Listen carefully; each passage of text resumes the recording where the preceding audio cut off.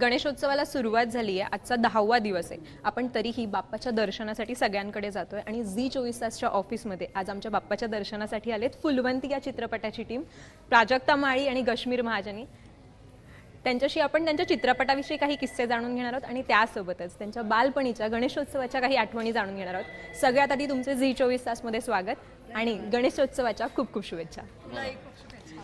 प्राजक्ता, सुरुवात तुझ्यापासून. फुलवंती म्हटलं, कशावरून असं झालं की येस दिस इज इट, मला याच विषयावर चित्रपट करायचा आहे? अगदी सोपं उत्तर आहे ग. मी नर्तिका आहे. सो नर्तिका, तिचं आयुष्य आणि ती मध्यवर्ती भूमिकेत आहे अशी कथा मी शोधत होते आणि त्या दरम्यान मला ही फुलवंती नावाची कादंबरी सापडली. बाबासाहेब पुरंदर यांची अजरामर कादंबरी आहे. अतिशय सुरेख कथा आहे आणि माझं प्रचंड प्रेम आहे इतिहासावर आणि मला तो काळच खूप आवडतो. पेशवेकालीन कथा आहे ही. पेशव्यांच्या दरबारात शनिवार वाड्यात पुण्यात घडणारी कथा आहे. सो सगळ्या गोष्टी जुळून आल्या या कथेमध्ये. त्यामुळे मी तातडीनं त्याचे हक्क विकत घेतले. रादर त्या कादंबरीचे हक्क विकत घ्यायचेत म्हणून मी प्रोडक्शन हाऊस सुरू केलं.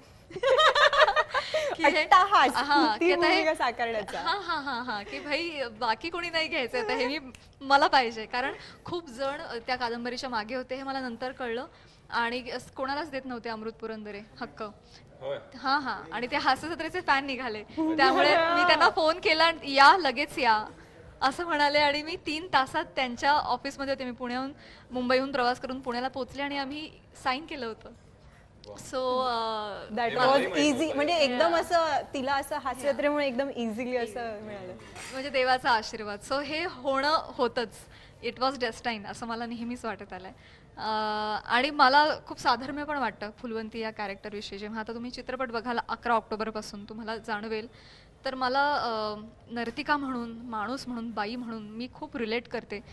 तर कथा आवडली आणि आय वॉज सोल्ड आउट की हे करायचं आयुष्यात. झालं बस आता हे. गश्मीर, मला तुलाच आहे की तू आधी हिस्टॉरिकल भूमिका साकारल्यास, त्यासाठी केलेली तयारी या चित्रपटात काही कामी आली का तुला?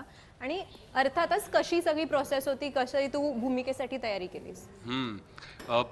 केल्या आहेत तसं नाही, एकच केली आहे मी. हंबीररावजी महाराजांची, दोन्ही महाराजांची भूमिका जी निभावली ती. ॲज अन ॲक्टर ना एक गोष्ट असते की काही गोष्टी तुम्हाला ना अनलर्न कराव्या लागतात कधी कधी. तर छत्रपती शिवाजी महाराजांचा, छत्रपती संभाजी महाराजांचा एक जो स्टान्स होता, त्यांचा एक जो ऑरा होता, तो ऑरा ह्या पात्राला ठेवणं पण त्याला सॉफ्टवेअर झोनमध्ये घेऊन जाणं पूर्णपणे, कारण तो वॉरियर नाही आहे, तो एक विद्वान पंडित, महापंडित आहे. तर त्याची बॉडी लँग्वेज कशी असेल, त्याचा स्टान्स कसा असेल, तो त्या भूमिकेशी अजिबात मॅच होऊ नाही शकत, कारण ते दोन्ही वॉरियर किंग्स होते. सो ते स्वतःच्या शरीरातनं काढून नवीन एक स्वतःचं रूप धारण करणं किंवा एक बॉडी लँग्वेज क्रिएट करणं, ती एक फार महत्वाची गोष्ट होती. कारण ती कंपॅरिझन कुठे नाही झाली पाहिजे की अरे हा तर म्हणजे महाराजांच्याच स्टान्समध्ये, इथे ते नाही झालं पाहिजे. हे चाणक्याच्या झोनमध्ये जाणारी ही भूमिका आहे. तर ते एक होतं चॅलेंज. त्या व्यतिरिक्त मला असं वाटतं की पकवाजचं ट्रेनिंग वगैरे करावं लागलं मला, कारण पकवाज वाजवायचा होता. So that is it. पण आय फील स्क्रिप्ट सगळं काय असतं, संहिता जर का चांगली असेल तर प्रेपरेशन जर का कोणी विचारलं ना, कलाकार म्हणून काय करावं, ॲक्टिंग स्कूलला वगैरे जातात लोक, पण तुम्ही कुठल्याही मोठ्या कलाकाराचं जर का इंटरव्ह्यू घेऊन उचलून पाहिलात तर एकच प्रेपरेशन कलाकारांनी करायचं असतं की 1000 वेळा वाचा तुमची संहिता, प्रत्येक वेळेस काहीतरी नवीन सापडेल. जितक्या वेळा वाचू शकता तितक्या वेळा वाचा, त्यातनं तुम्हाला नवीन नवीन गोष्टी, जागा सापडायला सुरुवात होते. हे सोडून सगळी प्रिपरेशन्स करतात युजली लोक, पण हे मूळ मुद्द्याचं राहून जातं की अरे संहिता जास्तीत जास्त वेळा वाच, समजून जाईल काय करायचं ते. अर्थात, म्हणजे जेव्हा आपण एखादा चित्रपट पाहतो तेव्हा एखादा अँगल आपल्याला वाटतं की अरे हा, हे मला आज रिअलाइज झालं, आणि जर मी ते 1 महिन्यानंतर तो मूवी बघते तर मला असं वाटतं अरे हे मिसिंग वाटलं त्यावेळी. प्रत्येक वेळी वेगळ्या गोष्टी हिट करतात आपल्याला. करेक्ट. प्राजक्ता, कास्टिंग विषयी आहे, तू निर्मिती केलीस, कास्टिंग स्वतःची तुला करायची होती त्याच्यामुळे तू निर्मिती केलीस. गश्मीरची कास्टिंग कशी केलीस आणि इतर कलाकारांची? याचं संपूर्ण श्रेय मी प्रवीण तरडे सरांना देते, संपूर्ण श्रेय. कारण म्हणजे काय म्हणत ना, ज्युनियर सुद्धा मी कास्ट केलेलं नाही आहे. सगळा त्यांचा से होता, सगळे HODs, सगळे कलाकार. कारण स्नेहलताईच्या डोळ्यांमधून आम्ही हा चित्रपट साकारतोय, त्यामुळे त्या दोघांचं म्हणणं माझ्यासाठी फार महत्त्वाचं होतं. त्यामुळे ते म्हणाले हे या कथेसाठी ॲप्ट आहेत, ओके एवढंच माझं उत्तर असायचं. सो पण मी अतिशय थँकफुल आहे, ग्रेटफुल आहे सरांकडे आणि स्नेहलताई ऑफकोर्स, की अतिशय ॲप्ट कास्टिंग आम्हाला मिळालेलं आहे, इस्पेशली शास्त्री बुवा. इस्पेशली शास्त्री बुवा म्हणजे तुम्ही चित्रपट जेव्हा बघाल 11 ऑक्टोबरपासून येतोय, तर शास्त्री बुवा दुसरा कोणी नाहीच साकारू शकत अशी भावना तुमच्या मनात असेल. इतकं ते त्याच्या असण्या दिसण्या वागण्याला इतकं चपखल बसतं आणि त्यांनी वठवली आहे पण ती भूमिका खूप छान. त्याच्या ॲक्च्युअल गश्मीरच्या स्वभावापासून ती लांब आहे भूमिका, पण तरी देखील ती इतकी चिकटली आहे त्याला की हाच आहे शास्त्री बुवा. आणि फुलवंतीची कथा आहे, फुलवंती नाव आहे चित्रपटाचं, पण शास्त्री बुवा तुमच्या मनात घर करणार आहेत असं मला जेन्युइनली वाटतं. टचवूड आहे की Touchwood. जे आपल्याला हवं होतं ते मिळालेलं आहे. Yes absolutely. अजून आणि एक मुद्दा मी इथे ॲड करेन. आम्हा दोघांव्यतिरिक्त स्नेहलताई महत्त्वपूर्ण भूमिकेत आहे. स्वतः हा डिरेक्टर जी शास्त्री बुवांच्या पत्नीची भूमिका साकारते. त्यानंतर चित्रपटामध्ये खूप मोठी कलाकारांची मांदियाळी आहे. प्रसाद ओक, मंगेश देसाई, चिन्मयी सुमित, राया अभ्यंकर, सविता मालपेकर, वैभव मांगले, मी येतो किती नाव म्हणजे आहेत खूप अशी मोठी भट्टी जमली आहे भट्टी एकदम. जमली आहे एकदम तगडे कलाकार आहेत प्रवीण म्हणजे. तरडे असून सुद्धा त्यांनी पहिल्यांदा काम केलेलं नाहीये. माझा हाच कारण प्रश्न यामध्ये होता. कारण या चित्रपटात बंदुका तलवारी वगैरे असं काही नाही. माझा हाच प्रश्न होता. प्रवीण स्वतःच म्हणाला की मी काय करणार इथे. मी नाही येऊ शकत इकडे, मला सूट नाहीये. पण मी म्हणेन तरी देखील त्यांचा आत्मा आहेच या चित्रपटात, कारण कारण त्यांनी त्यांनीच संवाद लेखन केलेलं आहे आणि जो अतिशय महत्त्वपूर्ण भाग आहे. अर्थात बाबासाहेबांचं लिखाण म्हणजे क्या बात आहे असंच त्यांनी लिखाण केलंय. माध्यमांतर करताना मात्र वेगळ्या गोष्टींची गरज असते आणि इतकं भारी लिहिलंय सरांनी की त्यांच्याच भाषेत सांगायचं तर RRR खतरनाक. मी प्रेमात आहे त्यांच्या लिखाणाच्या. सो संवाद लेखक म्हणून ते आम्हाला लाभले. महेश लिमये सर ज्यांनी छायाचित्रण केलंय, उमेश जाधव सर, अविनाश विश्वजित ज्यांनी संगीतबद्ध केलंय हा सिनेमा, ही सगळीच फौज म्हणजे आशीर्वादच असावे लागतात देवाचे. अशी माणसं एका प्रोजेक्टमध्ये पहिल्या निर्मितीमध्ये तुम्हाला मिळण्यासाठी शिअर ब्लेसिंग. खरंच. चित्रपटाचं टायटल ट्रॅक जेव्हा ऐकलं आणि पाहिलं ना, तेव्हा संजय लीला भन्सालींचा तो एक असतो ना की ओ वाव, म्हणजे ते फॅन्टसाइज वगैरे किंवा जे एकदम लक्झरी आणि हे ते दिसतंय. तर जेव्हा तू कादंबरी वाचलीस फुलवंती, तेव्हा तू ठरवलं होतंस का की बॅक ऑफ द माइंड की आपण असंच रॉयल लक्झरियस एकदम असं पेशवाई जर आहे, पण दुसरीकडेच दीपिका आणि प्रियांकाचा जो डान्स होता ना पिंगा, त्या सगळ्या गोष्टी आठवल्या, तर ते हे त्यावेळी बॅक ऑफ द माइंड होतं का? मी म्हणणार नाही या चित्रपटासाठी, परंतु प्रत्येक कलाकाराला वाटतच असतं ना की असा एक ग्रँड सिनेमा व्हावा, त्याची नायिका आपण असावं, आपल्याला छान दिसायला मिळावं, नाचायला मिळावं. सो हे सबकॉन्शियस लेवलला होतं. आणि एवढं मला माहिती होतं फुलवंती हा मोठ्या बजेटचा सिनेमा आहे, कारण पेशवे काळ दाखवणं अपेक्षित आहे आणि पिरियड फिल्म करताना डेफिनेटली फायनान्स हा खूप मोठा आस्पेक्ट असतो. तर ते मोठं होणार, पण इतकं मोठं होईल हे मला नव्हतं वाटलं. त्यासाठी सुद्धा देवाचे आभार की मी जे स्वप्न पाहिलं त्याच्यापेक्षा 10 पटीनं मोठं स्वप्न साकार होतंय. आपण म्हणतो आपण मागितल्यापेक्षा देव जास्त देतो. देव छप्पर फाडके. त्यालाच आहे की आर्याने तो आवाज दिला, आर्या आंबेकरने. अनेकांनी त्याच्यावर कॉमेंट केलेत की आर्याचा आवाज आणि प्राजक्ताचा डान्स म्हणजे कमाल. पण त्याच जागी दुसऱ्यांचं असं म्हणणं आहे काही लोकांचं की प्राजक्ताला तो आवाज सूट करत नाहीये, म्हणजे आम्ही दुसऱ्या एका गायिकेला तिकडे इमॅजिन करू शकतो. त्याकडे तू कसं पाहतेस? मला नेहमी, मी या फिलॉसॉफीची भक्त आहे की जे होतं ते तुमच्या भल्यासाठी होतं आणि तेच करेक्ट असतं, बाकी काही नाही. जे झालंय त्याच्याबद्दल चर्चा नाही, ते तुमच्या नशिबात ते होतं, ते घडलेलं आहे. त्यामुळे मी या गोष्टींकडे साफ दुर्लक्ष करते. हे मस्त होतं, साफ दुर्लक्ष करते. गश्मीर, चित्रपट की वेब सिरीज, तुला ऍज अ प्रेक्षक आणि अभिनेता म्हणून काय आवडतं? तुला एक सांगू का, चित्रपट हा ऑलवेज प्राईम असतो का प्रत्येकाकरता, पण OTTच्या रेव्होल्युशन नंतर एक गोष्ट काय ना, एक आता मी स्टोरी टेलर म्हणून सांगतो, कारण एक अभिनेता सुद्धा स्टोरीज सांगत असतो त्याच्या भूमिकेतनं.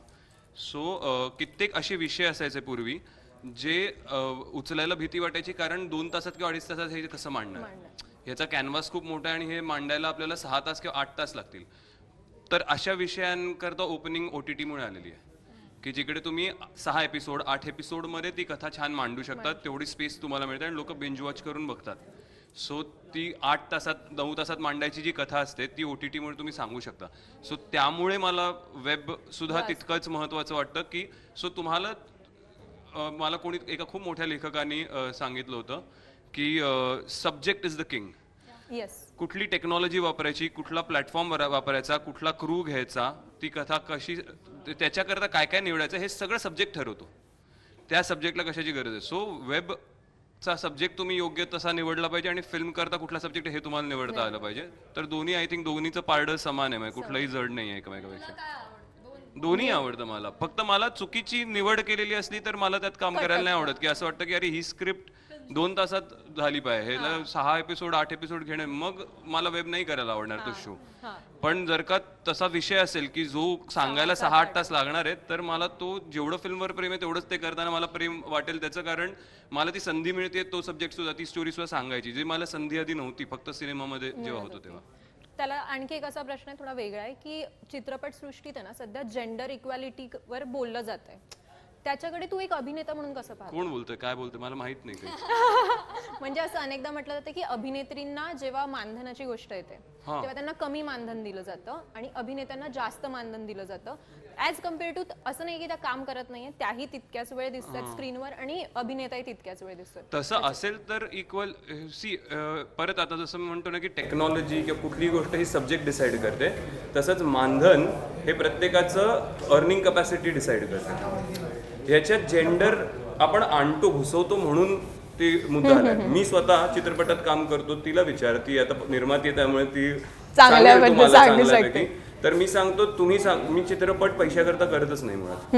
मी सांगतो माझा एवढा आकडा आहे, तुम्ही ठरवा. तुम्हाला जर का मला चित्रपट आवडला असेल तर, स्क्रिप्ट आवडली असेल तर तुम्ही ठरवा तुम्हाला किती द्यायचे, मला सांगा एवढे देणार आहे. ते सुद्धा मी कधी देणार, मी कधी मागत नाही. मी फोन पण जात नाही माझ्याकडनं.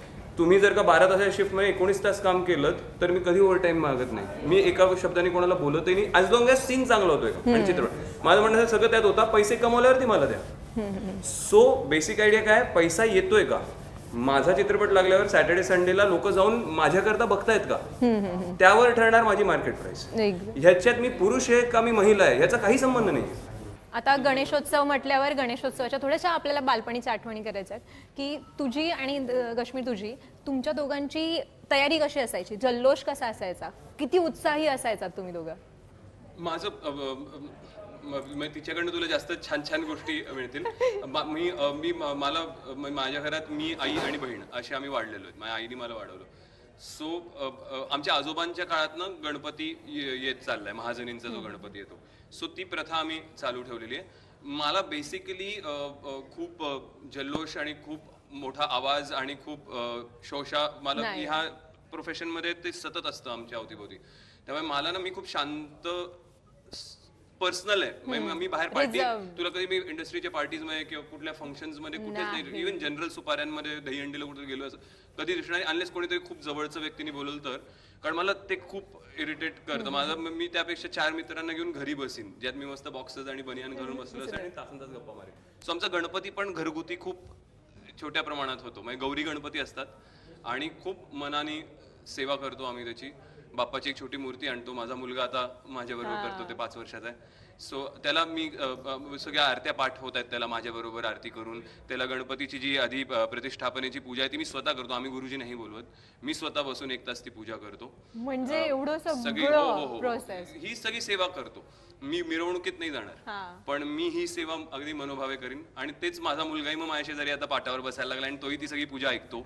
उत्तर पूजा आम्ही दोघं मिळून एकत्र करतो आणि विसर्जन घरगुतीच आमच्या पद्धतीने आमच्या इकडे सोसायटीमध्ये खालती एक असं हाऊस सारखं बनवून ठेवतात, त्याच्यात आम्ही करतो विसर्जन. कारण ते देवाचं काम आहे, ते घरातल्या घरात छान होतं आमचं. त्याची कशी, तो कसा उत्सुक असतो, तो काय म्हणतो मला असं करायचं असं करायचं. नाही, तो प्रचंड, त्याला उत्सुकता, त्याच्या सेलिब्रेशन पेक्षा त्या सेवेची उत्सुकता त्याला निर्माण होणं त्याच्या मनात, ही जास्त गरजेची गोष्ट आहे. ती त्याच्या मनात आता हळूहळू निर्माण व्हायला लागली की पूजा आपल्याला करायची बसून, पूजेचं सगळं सामान तयारी करायची पूर्ण. तर ती धावपळ असते की मी आतनं हे सगळं तामण घेऊन येणार, हे घेऊन येणार, पाट रेडी करणार, समोर फुलं, विड्याची पानं, सुपाऱ्या आहेत ते वगैरे सगळं गोळा करून ठेवणार, अगरबत्त्या, सगळं सामान आलंय की नाही, तो आतमध्ये धावपळ माझ्या बायकोकडनं की हे आण, हे मागवलंय बाबांनी, हे मागवलंय, ते सगळं तो करतो. सो त्या सेवेची जी उत्सुकता आहे, रादर दॅन द डेकोरेशन किंवा मिरवणूक किंवा त्यात नाचणं, हे ते वगैरे, त्यापेक्षा ही जास्त त्याच्यात एक उत्सुकता आणि एक त्याच्याबद्दल तो एक्साइटेड असतो. उत्तर पूजा कशी करणार आपण हे ते वगैरे, त्याची वेळ, आरतीची वेळ त्याला चुकलेली आवडत नाही.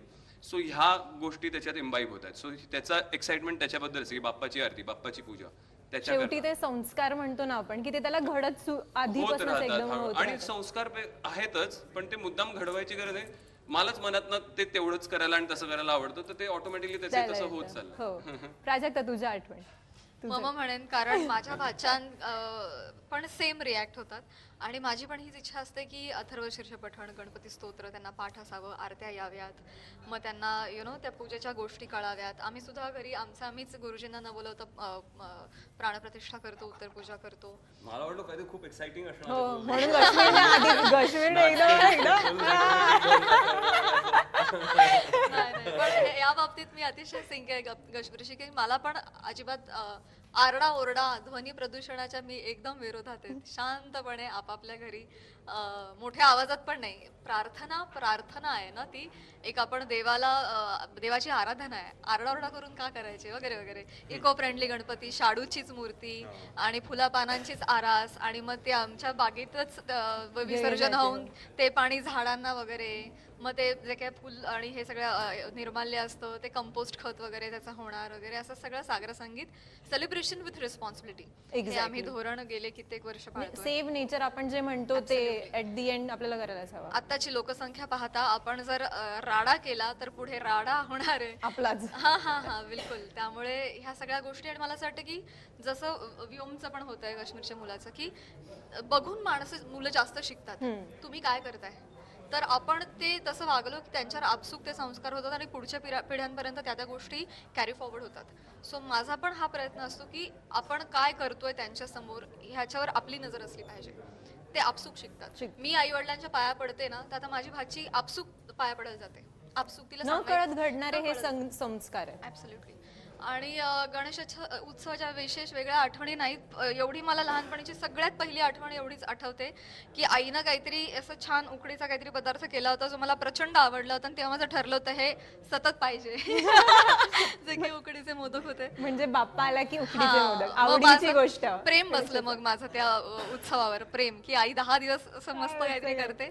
आणि एकदा मी देखावे बघायला गेले असताना हरवले, आयुष्यात पहिल्यांदा हरवले होते, तर ते पण माझ्या कायमस्वरूपी लक्षात राहिले. तेव्हा कशी भेटलीस काय? अरे बापरे, आले शोधत. मी रडत बसले होते एका ठिकाणी आणि मला शोधून काढलं आई वडिलांनी. सो ते पण मी विसरू शकत नाही. ऑल्सो पुणे फेस्टिवल, पुण्यामध्ये जे होतं, सांस्कृतिक राजधानी आहे पुणे, आणि पुण्यात वाढल्याचा हा एक फार मोठा मला फायदा झाला. मी गणेश फेस्टिवलमध्ये हेमा मालिनीजींना परफॉर्म करताना पाहिलं, आणि तो इतका ग्रँड इव्हेंट होता आणि त्याचा इतका मोठा इम्पॅक्ट झाला माझ्या मनावर. आणि तेव्हा मला असं वाटलं की असं नाचायचंय, एवढ्या लाखो लोकांनी ते पाहिलं पाहिजे आणि एवढ्या तामझाम सकट आपण नाचलं पाहिजे. सो आज मी जेव्हा अशा पद्धतीची फुलवंतीची फिल्म करते ना, तेव्हा मी विचार करते मागे जाऊन काय काय गोष्टींनी माझ्या मनावर परिणाम केला. त्यातली ही सगळ्यात महत्वाची मोमेंट आहे की असं मला काहीतरी करायचं की मी नाचावं, लोकांनी बघावं आणि मी असं नाचावं. ऑल्सो सांस्कृतिक कार्यक्रमांमध्ये परफॉर्म करून करून तुमचा कॉन्फिडन्स वाढतो. तेव्हा पुण्यामध्ये मी अगणित कॉम्पिटिशन केल्या, डान्स कॉम्पिटिशन्स ज्या गणेश फेस्टिवल निमित्त आयोजित व्हायच्या, तेव्हा तर खूप व्हायच्या मी लहान असताना. सो तेव्हा एक गर्दीची भीड चेपली जाते, आपसूक तुमचा कॉन्फिडन्स वाढतो, लोकांसमोर नाचण्याचा, बोलण्याचा, हे सगळं त्या काळात घडलं. सो नोईंगली अननोईंगली देवानी, बाप्पानी, कलेच्या देवताने तुला सगळं दिलं असंच मी म्हणेन. या बाप्पाने जर सांगितलं की बालपणातली एक आठवण, म्हणजे नाही गणेशोत्सवाची नाही, गणेशोत्सव नाही, संपूर्ण बालपणातली एक आठवण असते ना, ती तुला जगायला मिळेल पुन्हा एकदा, एक क्षण, तो कोणता? एक क्षण तोपर्यंत म्हणजे तो क्षण, तो एक क्षण की जो मला पुन्हा जगायचा आहे. नाही, अशी कुठलीच नाही, बालपणीचं काहीच नाही. नव्याने जगायला आवडेल इनफॅक्ट बालपण. हा, हे छान आहे. नाही, मम नाही, मम नाही. पण तो इतका छान बोलतो, मग का नाही? मग आता मला ऍब्सोल्युटली काही बाबतीत अगदी हेच म्हणायचं होतं. असं होतं, इन सिंक असतं सगळं. या पण तरी मी म्हणेन चल असं तू आता म्हणायचं माझ्या मुलासारखी वागतेस माहितीये का व्योम? व्योम? हो, copy आम्ही एक खेळ खेळतो, मी पूल खेळतो पूल, हा, हा. आणि पूल मध्ये तो बॉल जाणार की नाही ते बॉल तो चुकीचं गेस करतो आणि मग ते चुकीचं गेस केलेलं त्याला आवडत नाही की आपण चुकलो, की तो सेम असं की मला खेळू देतो आणि खेळून तो गेला नाही की म्हणतो हा तेच मला म्हणायचं होतं, तेच मला म्हणायचं होतं, मग गेला की म्हणतो हा तेच मला म्हणायचं होतं. म्हणलं हे बरं तसं तुझं झालंय की ह्याला दे हातात आणि मग हेच मला म्हणायचं. नाही पण सी मला बालपणावर माझं विशेष प्रेम आहे. माझ्या भाच्यांकडे बघताना मला असं वाटतं की आई शपथ ह्या किती हुशार आहेत आणि आपण लहान असताना किती शेमडे होतो आणि आपल्याला काहीच कसं कळायचं नाही वगैरे वगैरे, आणि किती भारी, काहीच टेन्शन नाही, कसलंच काही नाही, stress free life to the next level वगैरे, हे सगळं मला इतकं आता फक्त लहानपणी असताना शेमडी होतीस?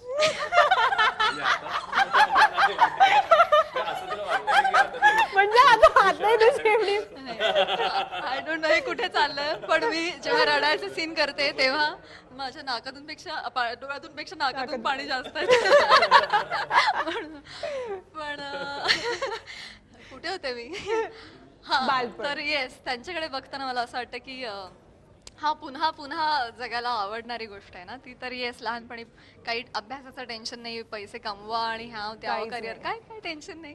पप्पा छान खाऊ आणायचे, आई खाऊ घालायची, मजा मस्ती, हे मस्त त्या आठवणीचं हा ओव्हरऑल एक आठवण नाही सांगता येणार. खूप आहे. म्हणजे ते मम्मा बोलायचं होतं पण तिने ते फिरवून सांगितलं शेवटी. थँक्यू सो मच, तुम्ही इथे आलात, आमच्याशी गप्पा मारल्यात, आणि फुलवंतीसाठी ऑल द बेस्ट. जाता जाता प्रेक्षकांना काय सांगाल? रिलीज डेट आणि सगळं सांगतो. एक्झॅक्टली 11 ऑक्टोबर 2024, 12 तारखेला दसरा आहे, त्यामुळे दसऱ्याच्या अलीकडच्या दिवसाला 11 तारखेला आम्ही तुमच्यासाठी हा सिनेमा घेऊन आलेलो आहोत. सगळ्यांना सुट्ट्या बिट्ट्या आहेत असं बघून व्यवस्थित रिलीज डेट काढलेली आहे मित्रांनो. त्यामुळे मराठीतल्या या दशकातला उत्तमोत्तम सिनेमांमधला एक सिनेमा असावा अशा पद्धतीनं निर्मिती करायची इच्छा आम्ही बाळगली. Panorama studios, Mangesh Pawar and company, Amol Joshi productions आणि अर्थात शिवोहम क्रिएशन. तर होपफुली तसं आम्ही बनवतोय. तुम्हाला हळूहळू ट्रेलर, अजून गाणं चित्रपटातलं भेटीला येईल, तुम्हाला ते दृश्य बघून तुम्हाला जाणवेलच. तर अशा या पेशवेकालीन उत्तम कथा असणाऱ्या, उत्तम कलाकारांची मांदियाळी असणाऱ्या, उत्तम एचओडींनी ज्यांना हातभार लावलेल्या अशा चित्रपटामध्ये उत्तम सगळं जुळून आलंय अशा धाटीचा हा चित्रपट आहे. तुमच्यासाठी आम्ही संगीतमय नृत्यमय भेट आणलेली आहे. तर 11 ऑक्टोबरपासून फुलवंती बघायला विसरू नका. नक्कीच, आणि हा चित्रपट नक्की सुपरहिट होणार. जसं मी म्हटलं की एकदम रॉयल असं आहे, तर रॉयलच त्याची ओपनिंगही होईल आणि जेव्हा तो असेल पूर्ण वेळ तसाच राहील. Thank you so much. Thank you. Video journalist Mangesh वन्नेसह दीक्षा पाटील, झी 24 तास, मुंबई.